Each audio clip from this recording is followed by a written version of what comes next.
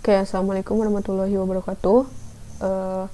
Kembali lagi kita dalam praktikum interaksi manusia dan komputer. Dimana praktikum IMK ini kita sudah masuk pertemuan ketiga.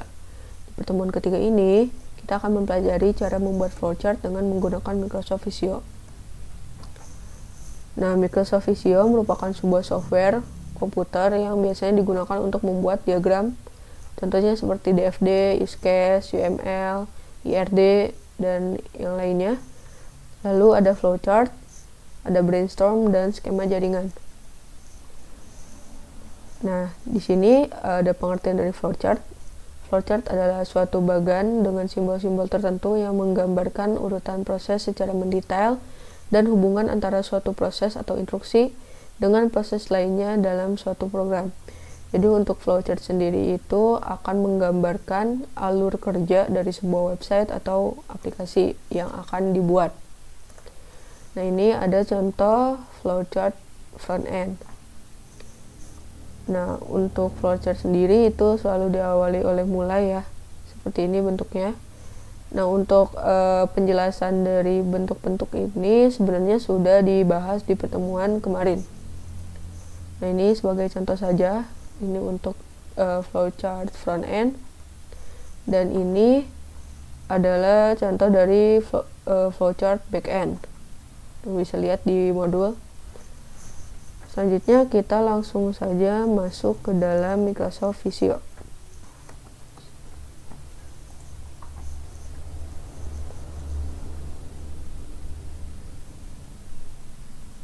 Oke, kita sudah masuk ke dalam Microsoft Visio, aplikasi Microsoft Visio.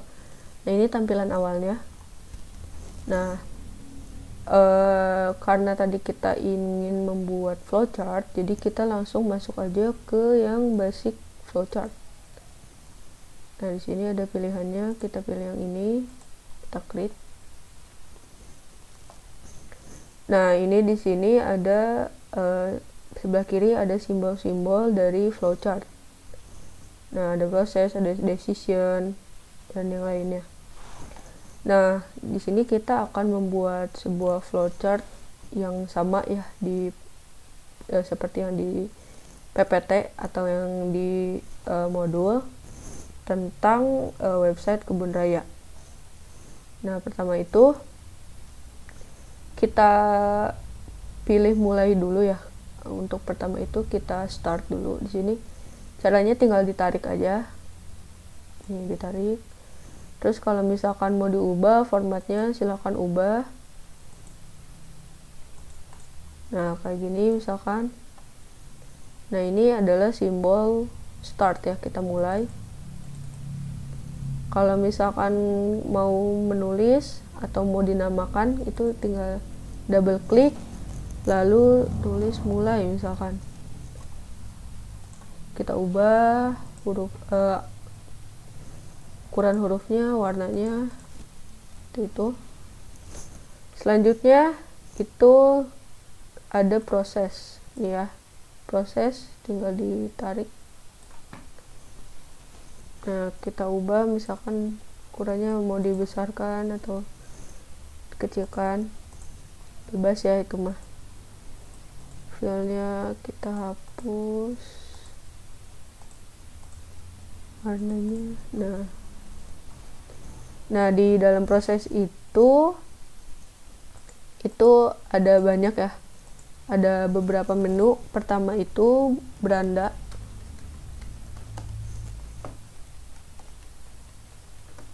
dua profile, tiga jenis tanaman, 4 itu galeri, 5 itu kontak. Nah, kita ubah ukurannya ya.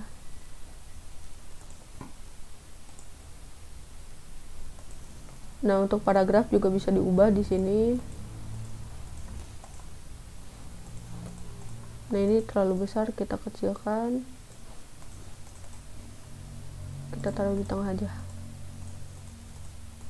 Seperti itu. Nah, untuk dari mulai ke sebuah proses itu harus ada konektornya. Nah, di sini ada menu konektor. Nah, pertama itu kita sorot ke arah asalnya dulu. Misalkan ini kan awalnya mulai nih. Kita pilih, kita tarik dari asalnya terus ke daerah tujuannya. Ini kan daerah tujuannya nih si proses kayak gitu, si menu. Selanjutnya ada proses pemilihan tentunya, soalnya kan kita ini ada beberapa menu ya, jadi ada proses pemilihan si menunya. Nah, di sini ada decision, pemilihan, kita tarik, kita drag. Nah, di dalam pemilihan itu, ntar kita ubah dulu. Nah, di dalam pemilihan itu kita tulis angkanya. Jadi si angka di sini itu mewakilkan si menunya kayak gitu. Misalkan ini angka 1 itu untuk si menu beranda.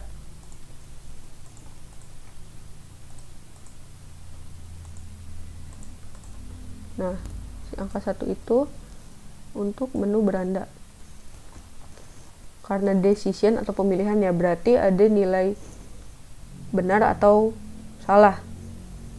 Berarti kita kasih konektor dulu ya. Kita kasih konektor di sini tadi ya, daerah asalnya kita sorot ke daerah tujuannya. Kayak gitu. Nah, tadi decision itu ada nilai benar atau salah. Jadi kalau nilai benarnya itu berarti kita menampilkan si beranda. Nah, untuk menampilkan itu kita perlu simbol display. Kita pilih nih di sini di kolom pencarian itu display.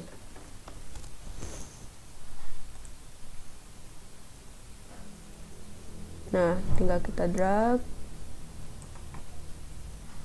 Terus kita hapus filenya ya. Ini. Nah, seperti ini.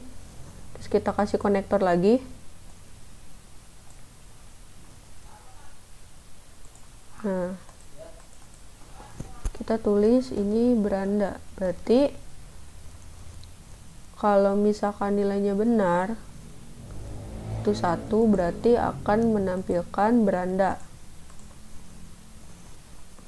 Nah, biar jelas nih, kita kasih tanda ya. Kalau misalkan nilainya kalau misalkan ya, itu kita kasih tanda Y.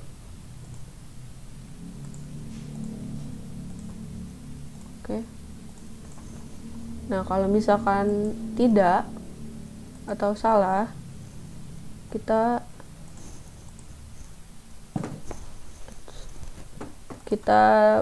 tandai dengan T. Tapi karena kalau misalkan salah kan berarti ini karena menunya banyak, berarti pemilihannya juga nggak cuma 1. Berarti di sebelahnya kita kasih lagi decision, kita hapus. Nah, berarti ini kita ada pemilihan lainnya gitu. Karena tadi pemilihan ada nilai benar atau salah, berarti kalau misalkan si yang 1 ini salah, berarti kita langsung ke pemilihan yang kedua. Kita tarik konektor ke sini. Nah, kita kasih nama T, berarti ya, T untuk tidak atau salah, terserah.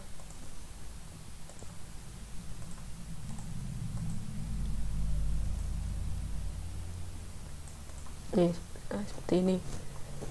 Nah, kalau misalkan pemilihan kedua, berarti kita masuk ke nomor 2, yaitu profil.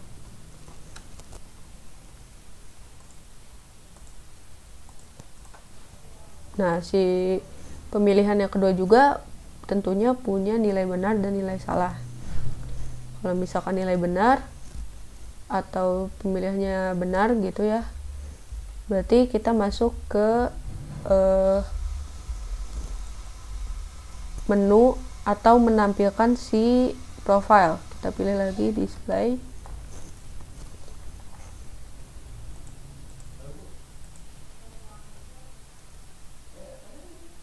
Nah, kita tarik lagi di sini. Kita ubah. Nah, seperti ini ya. Terus kita namai berarti profile. Ukurannya 12. Bebas ya, ini terserah kalian.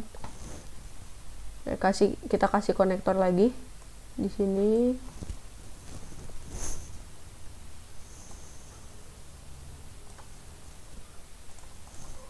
Ini bengkok berarti kurang pas. Oke. Selanjutnya berarti diulang saja ya. Tinggal di copy paste saja. Tinggal dipilih ya sambil kita sortir nih. Sambil menekan tombol shift. Berarti ini tinggal di copy ya. Ini yang Y sama T juga, tinggal CTRL-C atau copy, terus tinggal di paste. Oh maaf, nggak ke itu ya. Jadi ini tinggal di copy aja,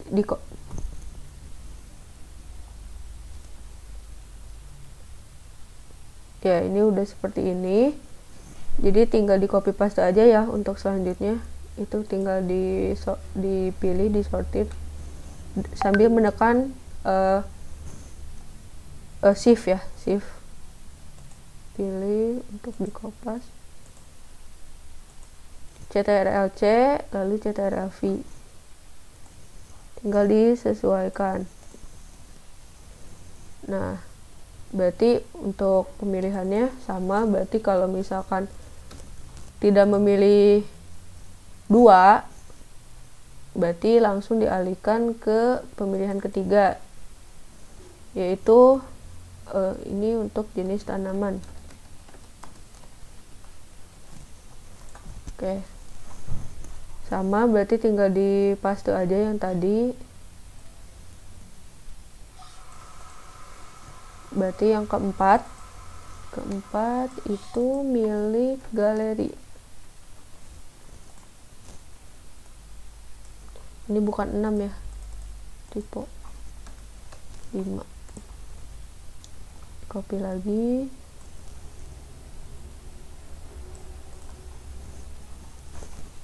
Selanjutnya itu yang kelima, itu milik kontak. Jadi seperti itu ya pemilihan. Saya rasa kalian udah pada ngerti untuk konsep pemilihan. Kalau nilainya ada yang benar, ada yang salah. Kalau misalkan salah, kita langsung masuk ke pemilihan selanjutnya. Kalau misalkan benar, kita langsung menampilkan kayak gitu. Selanjutnya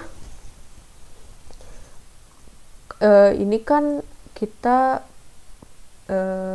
flowchart untuk website ya. Jadi tentunya ada database.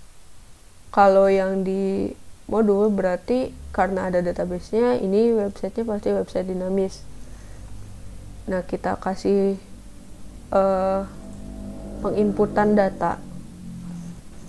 Jadi nanti si website ini di setiap menunya, misalkan kayak beranda, profile, jenis tanaman, itu ada proses penginputan data. Nah, di sini ada simbolnya ya, data, tinggal kita masukkan di sini.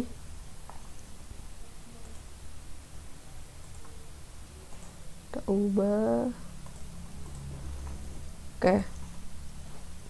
Kita tulis simpan ya. Jadi nanti data yang diinputkan di dalam menu ini semua itu disimpan atau diinputkan nanti ke dalam database. Kita ubah dulu warnanya. Oke.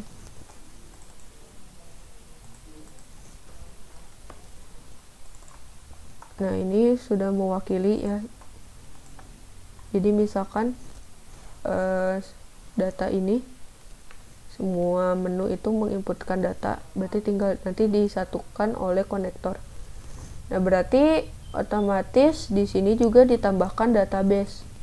Tinggal ditulis database, tinggal dicari ya.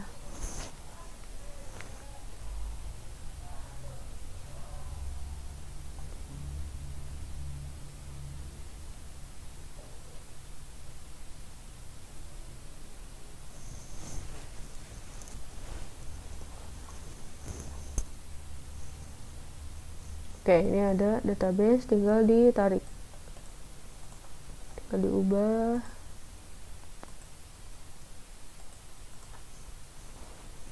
Nah, ini ada di database, berarti ada database-nya ya, website ini.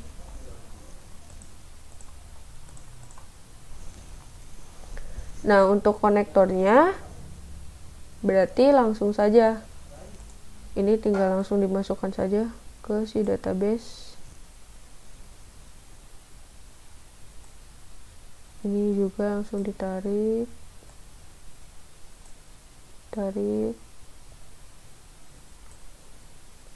nah ini tinggal ditarik ke sini.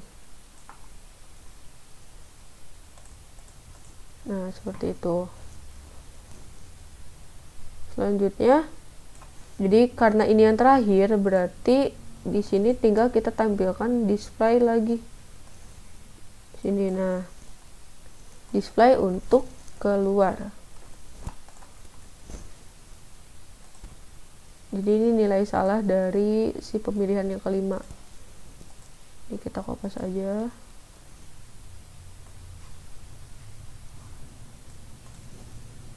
Ini. Nah, keluar. Nah, karena tadi kita sudah ada tombol start, simbol start, berarti kita adakan simbol end atau selesai. Ini tinggal dikonektorkan, dikonekin. Oke, jadi ini tampilan atau tutorial dari flowchart yang sederhana. Sebenarnya kalau kalian nanti membuat website pasti berbeda-beda ya untuk si flowchartnya. Jadi jangan terpaku sama bentuk seperti ini karena pasti bermacam-macam gitu. Jadi ini ya mungkin bisa di review ulang. Jadi awalnya itu mulai dia masuk ke si proses, ada menu di sini, ada menu beranda, profil, jenis tanaman, galeri, kontak. Lalu selanjutnya ada pemilihan. Jadi ketika kita milih satu, maka dia akan masuk ke nilai benar. Jadi nanti akan menampilkan beranda. Kalau misalkan kita salah nih, misalkan kita memilih 2, kan kalau 2 itu berarti salah nih dari 1, maka nanti akan langsung masuk ke 2. Jadi kalau misalkan nilai 2-nya benar, berarti masuk ke profile. Seperti itu perulangannya. Lalu di sini ada database, ada penyimpanan. Jadi misalkan kayak ada inputan data nih dari si beranda, profile, jenis tanaman, galeri atau kontak, lalu dimasukkan ke dalam si database. Nah, kalau misalkan udah selesai nih, si perulangannya sudah tidak ada nih, si menunya tidak ada, maka langsung keluar dan selesai. Seperti itu. Nah, untuk save-nya sama ya, pakai save ini, flowchart misalkan, terserah itu di mana saja, terserah. Oh, udah ada. Oke, flowchart nih. Kalau misalkan mau diekspor ke JPEG juga bisa. Di sini save as type-nya ada JPEG, ada PDF, terus ada GIF juga ada PNG, seperti itu. Tinggal dipilih. Oke, mungkin itu aja yang bisa saya sampaikan dari cara membuat flowchart.